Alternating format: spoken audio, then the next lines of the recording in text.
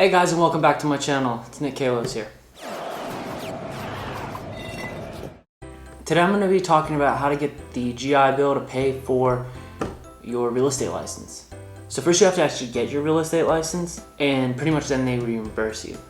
So first here are 6 steps onto getting your real estate license, and then we'll go into how to get the GI Bill to pay for it. So step 1 is you have to complete 90 hours of approved training, and that's going to be like pre-licensing training. So you're just going to go through 90 hours of training on how to be a real estate agent. Step 2 is you need to pass the course final exam. Now step 3 is you're going to obtain all the required documents. I'm going to set up a full checklist so you can have all this and know what your required documents are. So step 4, you're actually going to schedule your state real estate exam. And like I said, in this list it's going to have a website that will tell you the examination fees and everything like that. So it will be in the description. Step 5, you need to take a contract writing class.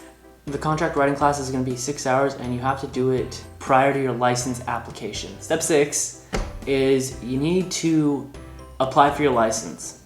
Now you have to do this within 1 year of taking your real estate license exam.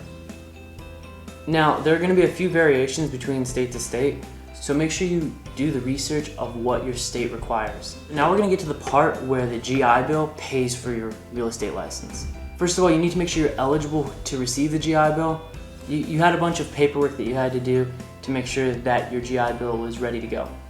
If not, just go to va.gov and you'll be able to figure all that out. If you're qualified for the GI Bill, something that's not commonly known is that the GI Bill will actually pay for licensing and any other certifications, so Security Plus, your real estate license, but there's a few things. They reimburse you, so you pay for it and then they reimburse you.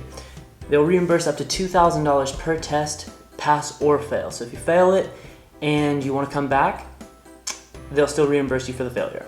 Another thing is it takes the time off of how many months for college you have. So if you have 36 months and you spend $2,000, it's going to deduct that from your amount of time that you have left on the GI Bill.